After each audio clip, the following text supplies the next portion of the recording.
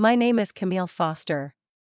I'm 31 years old and a full colonel in the United States Army Cyber Command, and tomorrow morning, I'll be sitting across the table from two men who've spent most of my life doubting me, my father and my older brother. They think I'm just stopping by for family dinner while I'm on leave. What they don't know is that I'm the Pentagon liaison on the most critical defense contract their company has ever landed, and I'm the one with final sign-off. 5 years ago, I walked out of my parents' house with nothing but my ROTC duffel, a newly commissioned rank, and no intention of ever looking back. I was tired of the subtle digs, the forced smiles, the constant reminder that I had thrown away my future. My father made it clear, business school was the right path. The Army? That was for people without real ambition. The last real conversation we had, he told me the military was for people who didn't know what to do with their lives. So I stopped trying to explain mine. Tonight, though, I'm back. The house looks the same, maybe a little smaller, maybe more tired, but that same yellow porch light flickers like always. My mom's aging minivan is still parked lopsided in the driveway. I pull in behind it, my rented black SUV looking a little too sharp for the neighborhood. The engine clicks off, and for a second, I sit in silence. That familiar hum of nerves, the same one I used to feel before deployment, buzzes just beneath my ribs. Military calm, they call it. My palms are dry, my breath steady. But my stomach? Still doing laps like a rookie on day one. The porch light casts a soft glow on the chipped concrete steps. The welcome mat is still fraying at the corners. Everything looks like a snapshot frozen in time. I ring the doorbell out of habit. Camille? My mom calls from somewhere inside. It's open. Of course it is. I push the door open and step into the familiar mix of pot roast and that old floral air freshener she's used since I was a teenager. The wall is still lined with pictures. My brother Tyler's college graduation, his wedding, a million shots of his two boys. There isn't a single photo of me in uniform. Not even the commissioning portrait I mailed home from Fort Benning. Dinner's almost ready, Mom says, wiping her hands on a dish towel as I step into the kitchen. Tyler and Kristen are on their way. You won't believe it, Tyler just got another promotion. I force a smile. That's great, Mom. He's leading the entire systems integration team now. Everyone at your father's company is saying he's going places. That phrase, going places, used to cut like a knife. Like I'd missed a train I was supposed to catch. Now it's just noise, the dining table's already set. No place cards, but the seating is implied, Tyler at the head, Dad on his right. Mom between them, and me somewhere off to the side like a forgotten placeholder. They arrive right on time. Tyler's dressed like a man who wants to be noticed without seeming like he's trying. Navy blazer, no tie, expensive shoes that look relaxed. Kristen brings a bottle of wine no one really likes but everyone pretends to. Hey, Cam, Tyler says as he gives me one of those quick, distracted hugs. He's already looking past me, toward Dad. Long time. 5 years, I reply. He blinks, caught off guard. Unsure if I'm joking. I'm not. Dinner is predictable. Roast beef, mashed potatoes, and the same iceberg salad Mom has been making since I was a kid. Tyler's in full performance mode. Talking about quarterly earnings, military contracts, performance bonuses. He throws around terms like niche thread architecture and phase deliverables, and our dad looks like he might burst from pride. And you? Mom finally turns to me with a polite, empty smile. Still moving around with the Army? I take a sip of water. More or less. Still a captain? Dad chimes in, eyes glued to his plate, something like that. Must be hard, being in the field all the time, Tyler adds. I mean, no long-term strategy, right? Just following orders. I don't answer. I don't have to. My uniform is folded neatly in the suitcase upstairs. The Silver Eagle insignia polished to perfection. It's waiting. Tomorrow, they'll understand how much strategy I'm actually responsible for. Tonight, though, I let them have it. Later, I retreat to my old room. The twin bed is still covered in the same patchwork quilt my grandma made when I was 12. On the shelves, dusty basketball trophies, honor roll plaques, my acceptance letter to Wharton, no mention of my deployments. No framed photos from Iraq or Germany. No cybersecurity commendations. Not even the article from Cyber Command recognizing my role in neutralizing a high-level breach attempt. To them, none of it mattered after I chose the military over business school. I sit on the bed and remember the day I told them about my ROTC scholarship. I expected disappointment, maybe confusion. But what I got was disgust. The military is for people who don't have real potential, Dad had said. You were always meant for more.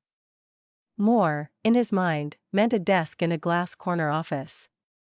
It meant MBA, executive title, maybe a cushy position under his wing at Hartwell Dynamics, the same defense firm he built his career in. Tyler stepped into that world so easily, it was like the part had been written just for him.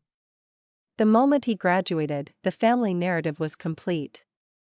Tyler was the golden son. I was the cautionary tale. I wasn't the daughter who served. I was the daughter who failed. Downstairs, I hear laughter. My dad's low chuckle. Mom's soft smile, Tyler's booming voice. The sound of a tribe that's chosen its leader, but the irony? Tomorrow morning, Tyler will present his new systems integration strategy for the very same military contract I oversee. He'll be standing in front of the executive board at Hartwell Dynamics, and I'll be sitting at the head of the table, in full uniform, with final say. Back in my old room, I opened the suitcase. Midnight blue fabric greeted me, my classy uniform, folded with military precision. The ribbons, medals, and insignia gleamed in the soft overhead light. The silver eagle pins sat proudly on each shoulder, marking the rank they had no idea I carried. I checked for stray threads. Polished the brass buttons with the edge of a clean cloth I always packed. The routine was muscle memory, ritual over emotion. This wasn't about proving anything. Not anymore. It was about presence, about walking into that room, sitting at that table, and being impossible to ignore. The next morning, I arrived at Hartwell Dynamics 15 minutes early. The parking lot was already buzzing with early risers and employees in sharp suits flashing security badges. They hustled past the turnstiles, briefcases in hand, earbuds in place, all consumed with meetings and milestones. I pulled into the reserved spot marked DoD Liaison, Pentagon authorized, and stepped out in full uniform.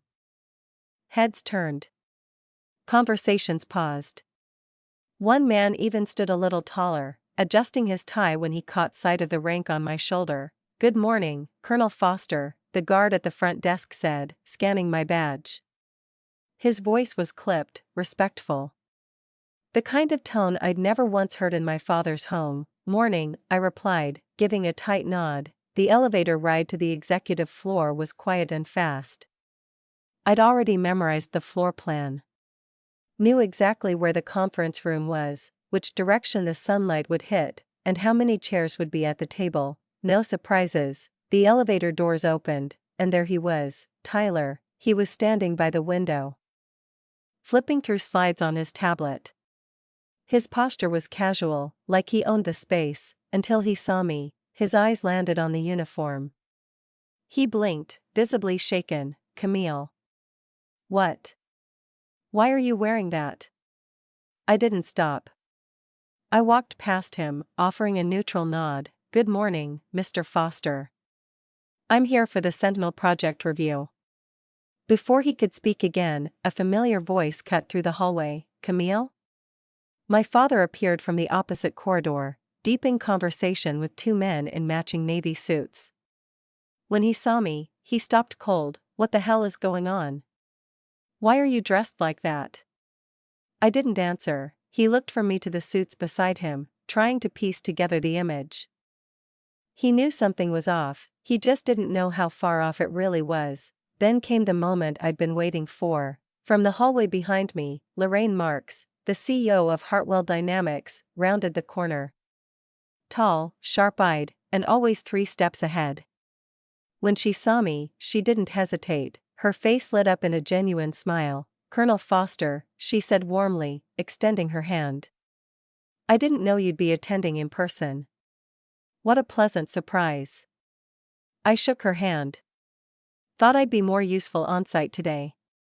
"Absolutely," she said. "You'll elevate the room just by being here." Then she turned to the small crowd gathering behind her. "Everyone, if you haven't met her yet. This is Colonel Camille Foster.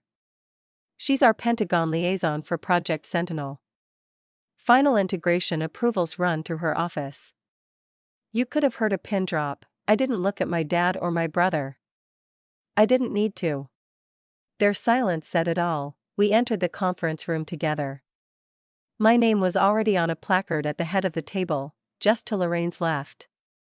I took my seat, opened my leather folio, and reviewed the documents in front of me while the rest of the team filtered in. Directors, engineers, senior project leads, each one introduced themselves to me carefully. Measured. Respectful. Some were surprised I was young. Most were surprised I was a woman, but none asked twice after seeing the insignia. Tyler and my dad entered last, slipping quietly into seats near the end of the table. Their posture said everything, unsure, guarded, trying to figure out where the power had shifted. Lorraine kicked off the meeting at exactly 9 a.m. "Before we begin," she said, "I want to thank Colonel Foster for being here in person. Her oversight has been instrumental. Her insights have helped us rethink key aspects of our cyber defense approach." She nodded to me. I stood. "Thank you, Ms. Marks," I said. "Let's get started." I ran through project milestones, commended the team for recent improvements, and then laid out the adjustments we'd need before the next Pentagon funding round. I made eye contact with every speaker. Took notes. Asked sharp questions. Requested documentation, and then, it was Tyler's turn. He rose from his seat slowly, clutching his tablet a little too tightly. As lead for systems integration, he began, "I've developed a rollout strategy for Phase 2 that aligns with performance metrics." His voice faltered.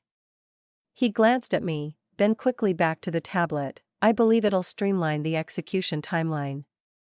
When he finished, I nodded slowly. "Mr. Foster," I said, professional and calm, "could you clarify how your proposal addresses the latency thresholds outlined in the Pentagon's March 12 directive?" He blinked. I'll need to revisit that section." "You'll need to revise the full protocol draft," I said. "And resubmit by COB Thursday.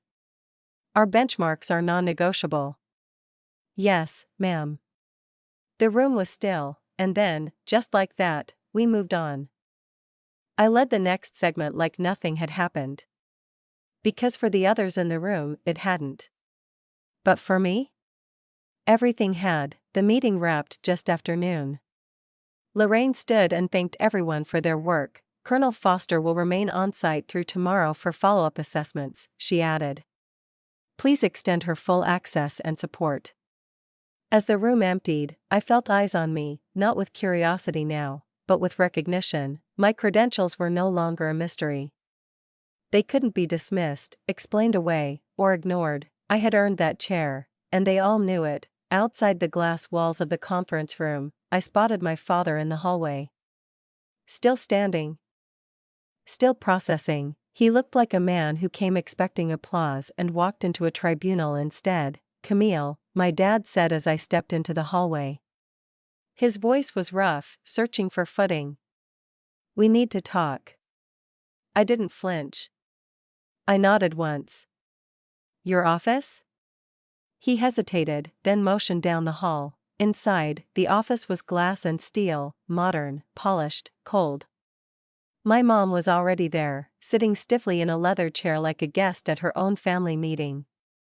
Tyler stood near the window, arms folded, his jaw tight. The three of them looked like a jury, my jury, only this time, I didn't need a defense. I stayed standing, at ease, hands clasped behind my back the way I had 1,000 times in uniform. Calm. Grounded. No apology in my posture. You've been a colonel for how long? My dad asked finally. 6 months, I replied. 6 months, he repeated, almost to himself. And you didn't tell us? I did, I said, evenly. I sent invitations to my promotion ceremony. Emailed the feature article in the Defense Quarterly. Left voicemails. No one answered. His lips parted, but my mom jumped in before he could speak. We didn't understand, she said. Colonel, it sounds impressive, sure, but we didn't know what it really meant. I looked at her. Why didn't you ask? She faltered. I don't know. It just felt like you didn't want to talk to us anymore. That you were pulling away. No, I said, voice calm but clear. I just stopped hoping you'd show up. Silence. Tyler shifted by the window. We thought you were stuck, he said. Always moving base to base. We didn't see the progress. Just motion. You said last night that people in the military just follow orders, I replied. You laughed when you said it. He looked down. I didn't know what you were doing, Cam. I didn't ask. That's on me. I let that sit in the air for a moment. For the first time in years, the silence wasn't suffocating, it was honest. My mom's voice cracked as she reached for her purse, then paused. I don't know what to say. We missed so much. We should have been there, your commissioning. Your graduation, all of it. You could have been, I said softly. I was never hiding. I just stopped trying to explain my life in a language you refused to learn. My dad cleared his throat. So what do you want now? He asked, almost defensively. An apology? A write-up in the company newsletter? Recognition? I shook my head. I don't want a parade. I just want what I've always deserved, respect. For my work. For my choices. For building something that didn't fit your mold but still matters. Tyler turned from the window and looked me in the eye.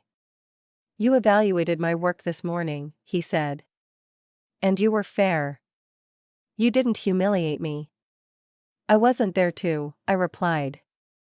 I was doing my job. He nodded slowly. It was impressive, honestly. You were commanding. I didn't expect that from you. That might have been the first real compliment I'd ever heard from him. My father stood. Not in anger, but like he was making a decision. He walked over, stopped a few feet away, and looked at me, really looked. You built something we didn't understand, he said, voice lower now. That's on us. We thought we knew what success looked like. We were wrong. Then, without fanfare, he extended his hand. It wasn't dramatic. It wasn't for show. It was the same kind of handshake I'd seen dozens of times during promotion ceremonies. A quiet, professional gesture of respect. Colonel Foster. He said, voice rough with emotion, I owe you an apology. I underestimated you. Completely. I took his hand. Firm grip. No bitterness. Just closure, I accept. My mom blinked quickly, then stood beside him. We'd like to try again, she said. If you'll let us. One step at a time, I replied, and for the first time in years, I believed that might actually happen. 6 months later, my apartment in Washington, D.C., felt full in a way it hadn't before. It wasn't big, just a 2-bedroom near the PTOAC building, but it was mine. Light from the city streamed in through wide windows. On the shelves were military challenge coins, cybersecurity textbooks, and a few framed commendations. Not too much. Just enough. That night, my family was coming over. My table, my food, my space. My dad was the first to arrive. He held a framed printout of an article from Defense Spectrum Weekly. My photo was on the cover, me in full uniform, standing beside General Callahan and Lorraine Marks, smiling after the successful completion of Project Sentinel. "I figured you'd want a copy," he said, handing it to me like it was something delicate. "I've had it up in my office for a couple months." "Thanks, Dad," I said, meeting his eyes. "That means something." My mom followed, carrying a homemade apple pie in a tin wrapped with a dish towel. "Still your favorite, right?" she asked. "Awkward but trying." "It is," I said with a smile. She glanced around the apartment, eyes landing on the tidy bookshelves and military memorabilia. "I don't know how you keep things so organized," she said with a nervous laugh. I nearly said military habit, but I let it go. She was showing up. That was enough. Tyler and Kristen arrived last, bringing a nice bottle of wine and, surprisingly, a kind of peace I hadn't expected. No tension. No fake praise. After dinner, while the dishwasher hummed and the scent of pie lingered in the air, Tyler pulled me aside near the bookshelf. "I implemented the rollout structure you recommended," he said. "At first, the team hated it, but now it's working better than anything we had before." "Did you tell them where it came from?" I asked. He grinned sheepishly. "Eventually. After I let them believe I was a genius for about 5 minutes." I laughed. "As long as it's working." He nodded. "It is. And so are you." "I don't think I ever said that." "No," I said gently. "You didn't." "Well," he said, "I'm saying it now." Across the room, I caught my dad scanning my shelf. His eyes paused on one medal in particular, the Cyber Defense Citation, awarded for neutralizing a foreign attack that nearly compromised 2 federal networks. "I remember reading about that incident," he said quietly. "Didn't realize you were leading the response." "I was," I replied. He didn't say anything else. Just nodded, slowly. It wasn't a dramatic moment. But it was real, and real mattered more. Later that evening, we sat around the dining table again, only this time, it was mine. My home. My rules. No unspoken expectations. No dismissive comments. Just the clinking of coffee cups, the occasional laugh, and the smell of my mom's pie warming the room. It was quiet in the best way. My dad raised his glass slowly, then looked around the table. He cleared his throat, unsure at first, but then his voice found its shape. "To Colonel Camille Foster," he said. "Who proved that your worth isn't found in following someone else's plan, but in walking your own." The room stilled, just for a second. I didn't cry. I didn't need to. We all raised our glasses. That moment wasn't about victory. It wasn't about getting even or proving them wrong. It was about being seen, truly seen, for who I'd always been. After years of being talked over, brushed aside, and second-guessed, the people I loved were finally listening, and even if they hadn't, I'd still be here. Because I hadn't built my career for their approval, I'd built it because it mattered. Because I knew I had something to give. Because I believed in the work, the mission, and in myself. I thought I needed their validation to make it real, but the truth is, I was already enough. The uniform didn't make me powerful. The rank didn't make me right. What made me unshakable was the path I chose, even when no one else believed in it, even when it meant holidays alone, birthdays overseas, medals no one hung, and promotions no one clapped for.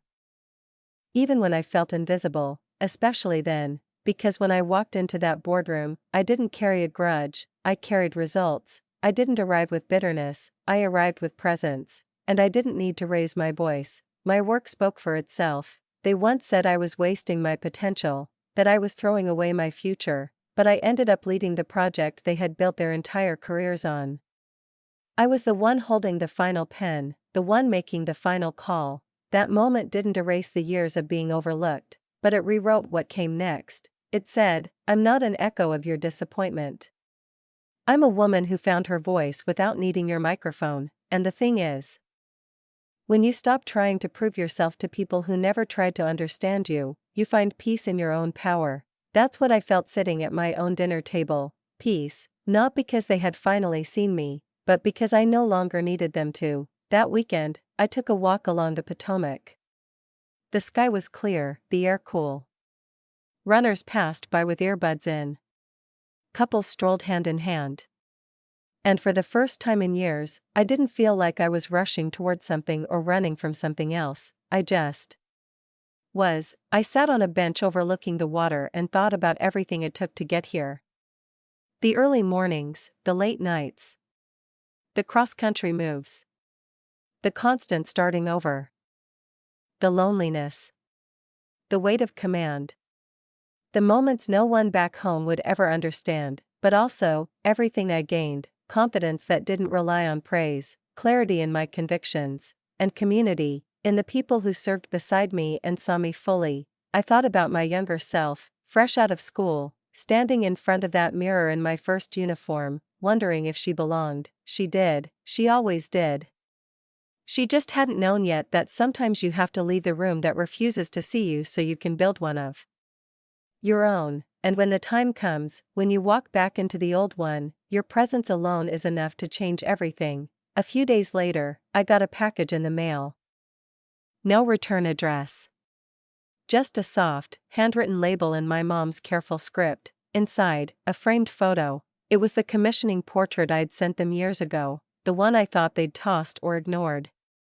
But this time it had been reframed. Matched with a recent article from Defense Weekly and a simple note underneath: "We were wrong. You didn't fail.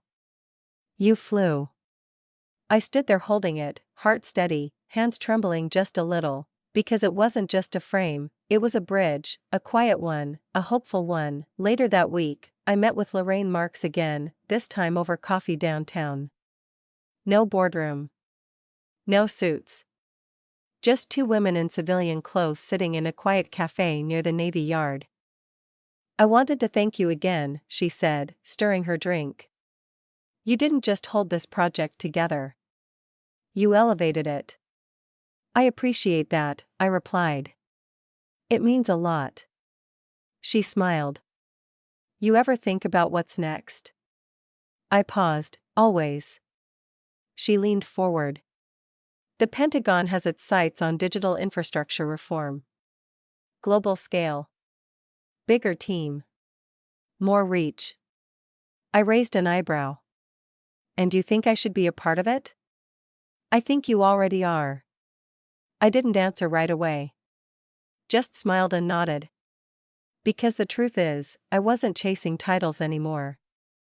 I wasn't fighting for a seat at someone else's table. I was building my own, and anyone who wanted to join, well, they'd know where to find me. Some victories are loud, fireworks, headlines, applause. Mine wasn't. Mine was the kind that settled quietly into the room. Like a truth that had been waiting years to be heard. Like the soft click of a lock finally turning after you've tried the key 100 times. A week after that final meeting at Hartwell Dynamics, I got a call from an old ROTC instructor, Major Ronnie Price. He'd seen the Sentinel Project article and just wanted to say how proud he was. "You know," he said, "back then, I always knew you were going to lead something big. You had that look, like you were already 5 steps ahead, just waiting for the world to catch up." I smiled. "I'm still waiting on some people." "Don't," he said. "Let them run their race. You're already at the finish line." He was right. I'd spent years waiting for someone to tell me I'd made it.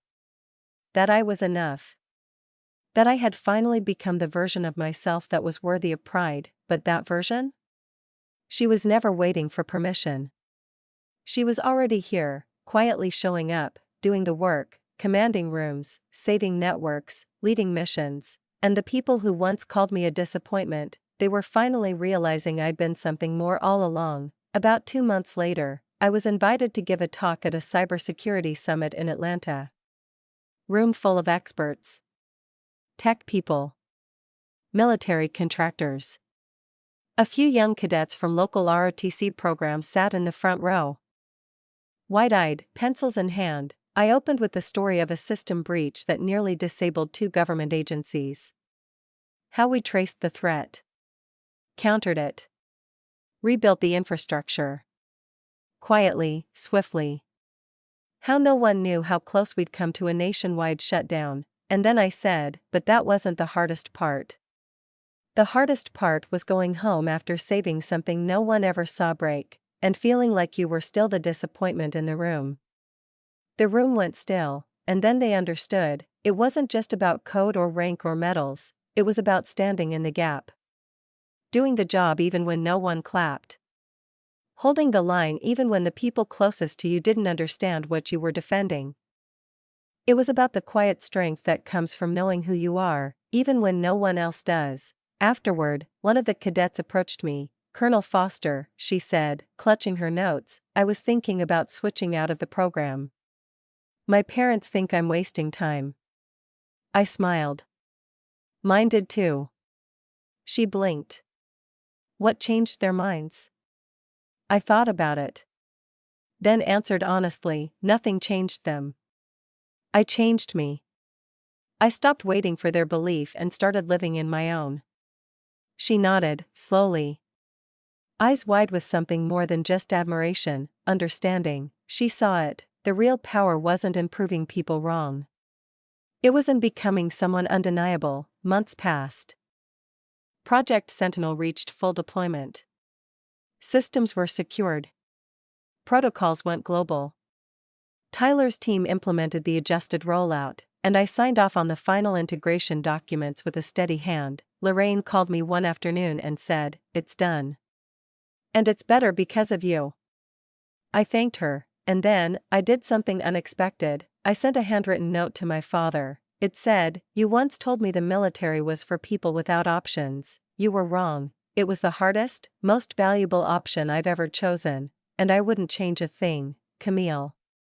He never replied, but a week later, he texted me a photo. It was my commissioning portrait, finally framed, on his office wall.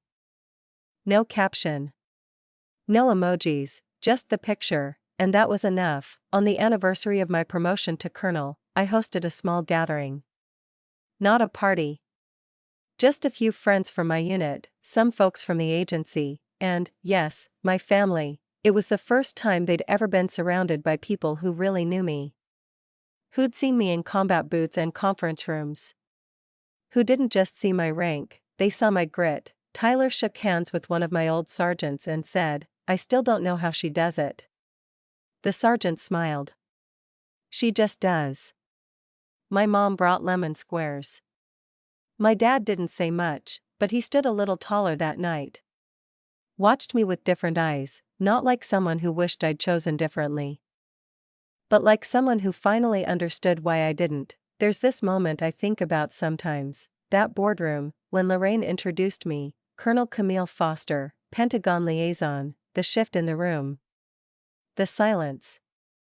The realization, that was the moment everything tilted, but not because I wanted to make them small, because I wanted to stop shrinking myself. And if you're listening to this, and you've ever felt like the forgotten sibling, the one who made the wrong choice, the one who didn't follow the script, let me say this, you don't have to prove them wrong, you just have to keep becoming, keep showing up, keep building your own table, and one day, when you walk into the room you were once shut out of, don't say a word, just sit down, because the strongest proof of your worth won't be in your story, it'll be in your presence. Camille Foster chose the Army over an MBA, and her family never let her forget it.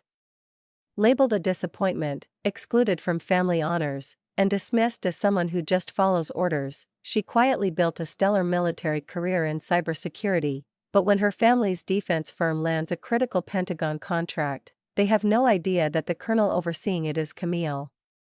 What follows is not revenge, but recognition. True validation doesn't come from applause. It comes from showing up fully, calm, competent, and unapologetically yourself. When people underestimate you, let them. Then rise. Quietly. Powerfully. If this story moved you, if you've ever felt unseen, unheard, or underestimated, don't keep it to yourself. Hit that like button, subscribe for more true stories of quiet strength, and share this video with someone who needs a reminder that you don't have to shout to be powerful. You just have to keep showing up, and when the time is right, walk into the room like you belong there. Because you do.